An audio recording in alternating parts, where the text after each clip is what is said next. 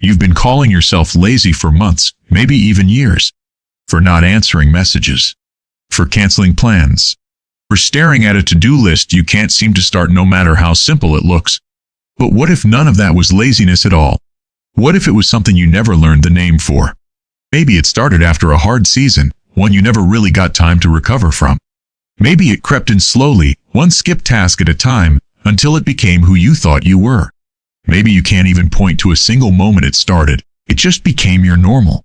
If you've been quietly exhausted while everyone around you calls you unmotivated, this video is for you. Laziness is not wanting to do something. What you have is different. You want to do the things. You just don't have anything left to do them with. There's a difference between not wanting to get out of bed and not having the energy to. Laziness feels like comfort. What you're feeling feels like drowning while everyone thinks you're just floating. You wake up already tired, before the day has even asked anything of you. Small tasks feel heavier than they should. Replying to a text feels like a full project, one you keep postponing until it feels impossible. And instead of asking what's actually wrong, you just add lazy to the list of things you are. You watch other people move through their days with ease. Answering emails, running errands, showing up on time, and you wonder what's wrong with you. But you can't seem to manage the same basic things without feeling completely drained by noon. You start comparing your inside to their outside, and you always lose that comparison. Because you have no idea what they're actually carrying underneath their own composed surface. Here's what's actually happening. Emotional exhaustion doesn't look like crying on the floor. Most of the time, it looks exactly like what you've been calling laziness. It looks like canceling plans not because you don't care, but because you have nothing left to give. It looks like a messy room, not because you don't care about your space, but because tidying takes energy you simply don't have right now. It looks like scrolling for hours instead of doing the thing you actually wanted to do. Because scrolling doesn't ask anything of you, and right now, everything else does. It looks like starting 5 things and finishing none of them, not from carelessness, but from depletion. It looks like forgetting things you'd normally remember easily, because your mind is already at capacity. It looks like rereading the same sentence 5 times because your mind won't hold still long enough to absorb it. It looks like saying, "I'll do it tomorrow," so many times that tomorrow starts to feel like a lie you tell yourself. It looks like dreading the smallest social plans, not because you dislike the people, but because showing up costs more than you have.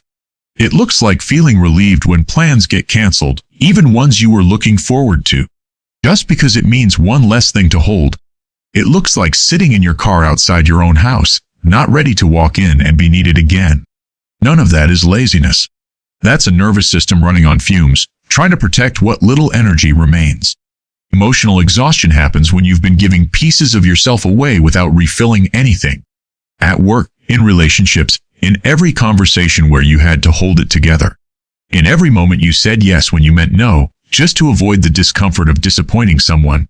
Every time you swallowed your own opinion because it was easier than the conflict of stating it. Eventually your mind runs out of fuel. And it starts protecting you the only way it knows how. By making everything feel too heavy to touch. That's not weakness.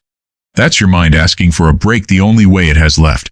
Think about what your days have actually looked like lately. Not the outside version, the version other people see, but the real one, running underneath it. Answering for everyone. Managing everyone's expectations. Holding your reactions in check in every room you walk into. That's not nothing. That's a full-time job most people never even notice you're doing. And you're expected to still have energy left over for your own life after all of that. Most people budget their energy for tasks. You've been budgeting yours for other people's emotions instead.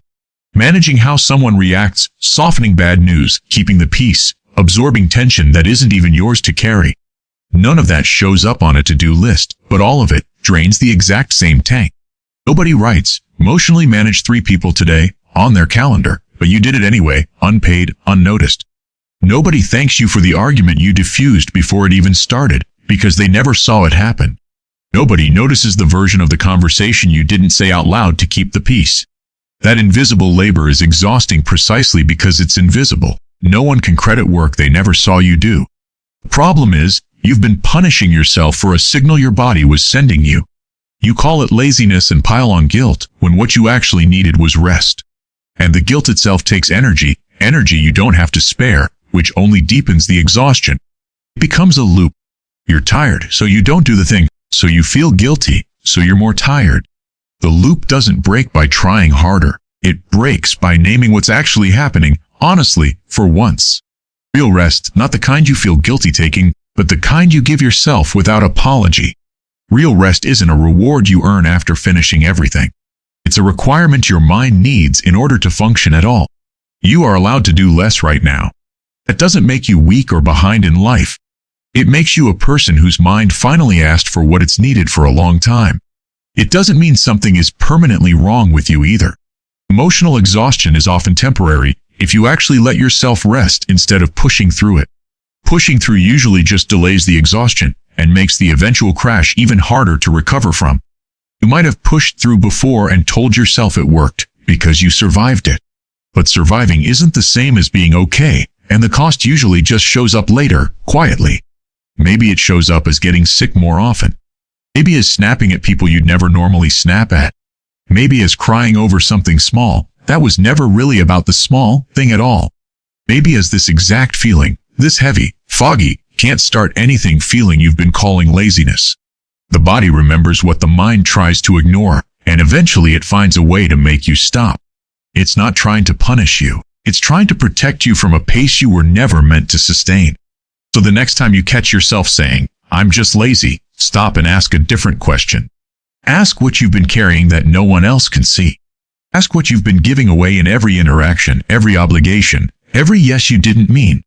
Ask when the last time was that you did something just for yourself, with no one else's needs attached. Chances are the answer isn't laziness at all. It's a version of you that's simply run out. And that version of you doesn't need shame. It needs somewhere soft to land. It needs permission to do one small thing today instead of everything, and call that enough.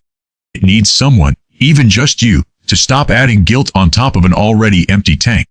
Start by picking the smallest possible task and letting that be the whole win for the day. Not the whole list. Just one thing. Momentum matters more than volume when you're this depleted.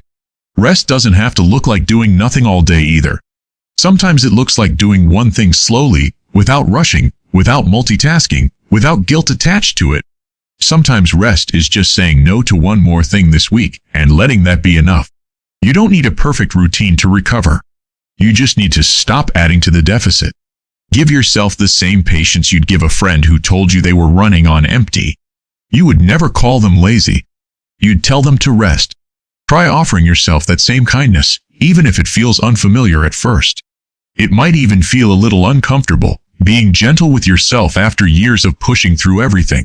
That discomfort will fade the more you practice it, the same way any new habit slowly starts to feel normal. If this explains something you never had words for, you're not alone in feeling it.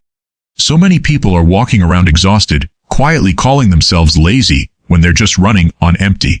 Somewhere, someone else is watching this same video, recognizing themselves in it too, for the very first time. You are allowed to stop calling this laziness. You are allowed to call it what it actually is, and start treating it accordingly. Subscribe for more of these, because you deserve to understand yourself without the guilt. I'll be here next time you need the words for what you're feeling.